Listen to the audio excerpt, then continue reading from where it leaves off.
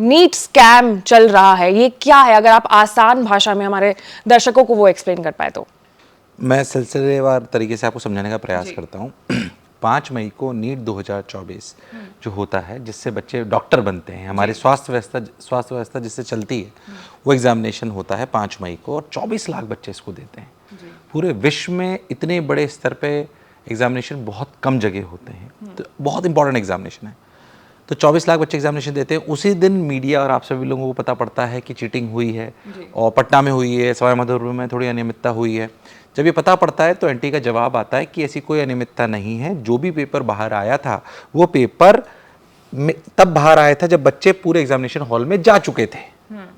ठीक है, सबने बात मान ली कि भाई ठीक है ऐसा हुआ होगा, तो जो बच्चों ने पेपर बाहर करा था सिर्फ उन्हीं को पकड़ा गया और उनको डिस्कार्ड कर दिया गया एग्जामिनेशन में। हमने ये बात मान ली। अब 4 जून को रिजल्ट आता है।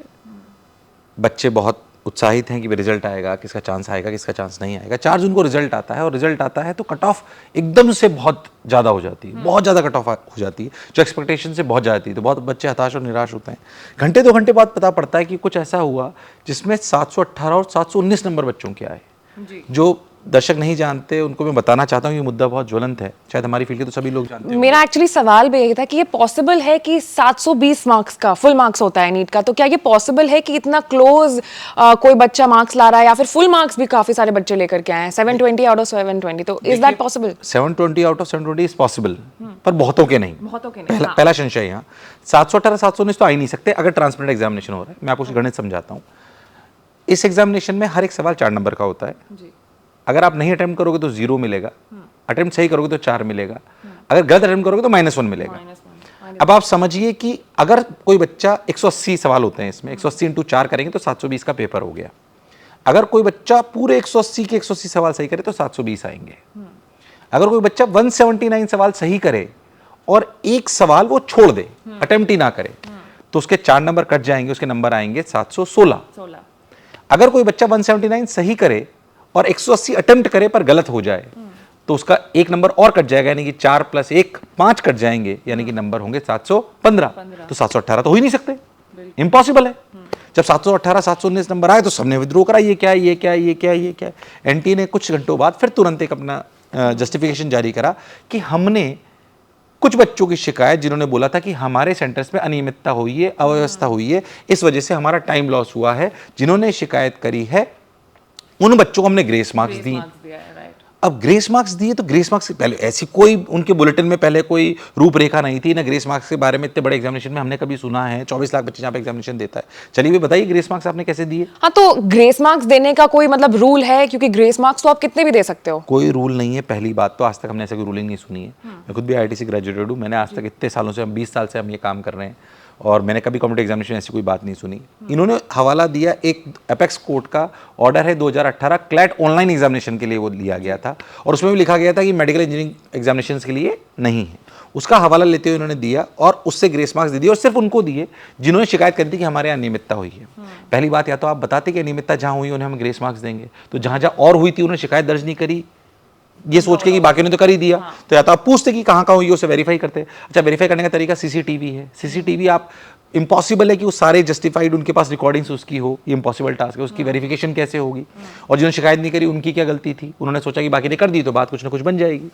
तो उन्होंने बोला हमने सिर्फ 1563 बच्चे को जो है ग्रेस मार्क्स दिए हैं। अच्छा, ग्रेस मार्क्स थोड़े बहुत नहीं है। आप अभी उन्होंने खुलासा नहीं करा, पर आप विश्वास मानिए ग्रेस मार्क्स हो सकता है 200 200 250 नंबर हो। बिल्कुल, क्योंकि ग्रेस मार्क्स देने का तो कोई हिसाब नहीं। आप 2 नंबर भी दे सकते हो और आप कितना भी नंबर दे सकते हो। कैसे दिए वो भी मैं आपको समझाने का प्रयास करता हूँ कि ऐसा भी हुआ है। आप समझिए कि 67 बच्चों के में से 6 बच्चों को ग्रेस की वजह से 720 में 720 है, उनकी फर्स्ट रैंक आ गई।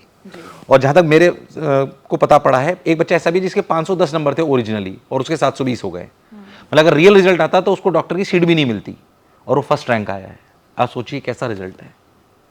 जिसका सिलेक्शन भी ना होता उसकी फर्स्ट रैंक आई है, ये कैसा रिजल्ट है? ये तो इम्पॉसिबल टास्क है।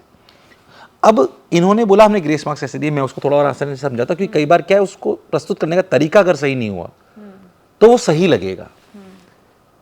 इन्होंने बोला, जो रूल इन्होंने लीनियर वेरिएशन करा वो ये करा कि अगर कोई बच्चा पहले, मान लीजिए 3 घंटे का पेपर है, अगर कोई बच्चा पहले 2 घंटे में 100 सवाल करता है और 80 सही करता है पहले 2 घंटे में 100 सवाल करता है और 80 सही करता है, और अनियमितता की वजह से लास्ट का 1 घंटा उसको पेपर नहीं करने को मिलता, तो हम ये मानेंगे कि अगले 1 घंटे में 50 सवाल करता और 40 सही करता। हमने दोनों ने एग्जामिनेशन दिए हैं, क्या हम आखिरी आधे घंटे में ज्यादा सवाल सही करते हैं कि पहले आधे घंटे में? पहले आधे घंटे में। आखिरी के आधे घंटे में तो हम टफ सवाल को छोड़ देते हैं और टफ चीजें छोड़ देते हैं। जो बच्चा मेडिकल में सेलेक्ट होता है, वो बच्चे की प्रक्रिया मैं आपको बताता हूं। उसको सबसे पहले सिखाया जाता है, सबसे पहले बायो अटेम्प्ट करिए, पहले 1 घंटे में 90 सवाल बायो के करिए, मैक्सिमम उस पर स्कोर कर लीजिए, आखिरी में सिर्फ टफ सवालों के लिए छोड़ दीजिए या फिजिक्स के कुछ सवाल छोड़ दीजिए। यानी कि आखिरी के आधे घंटे में वो मिनिमम एफिशिएंसी होती है उसकी, जो पहले आधे घंटे में होती है उसके बनिस्पत। तो कंपेयर करना बिल्कुल गलत है। अब इन्होंने क्या करा, जिसमें आपको समझाता हूं कि जो सेलेक्ट होने वाला बच्चा होता है उसकी गणित कैसे होती है। उसकी गणित लगभग ऐसे होती है कि वो 90 सवाल अगर पहले 1 घंटे में करता है तो 90 सवाल करेगा 60 मिनट में, गणित लगाएंगे तो यानी कि 1 सवाल करा उसने 40 सेकंड में। ठीक है, अब एनटीए ने बोला कि अगर इस बच्चे के आखिरी का आधा घंटा लॉस हो गया तो हम ये मानेंगे कि क्योंकि ये 1 घंटे में 90 सवाल करता और मान लीजिए उस 90 में से वो 80 सही करता, जो कि एक सेलेक्ट वाला करता है, तो आखिरी के आधे घंटे क्योंकि इसका लॉस हुआ, तो हम ये मानेंगे कि 45 सवाल करता 45 और 40 सही करता। तो 40 × 4 160 नंबर ग्रेस।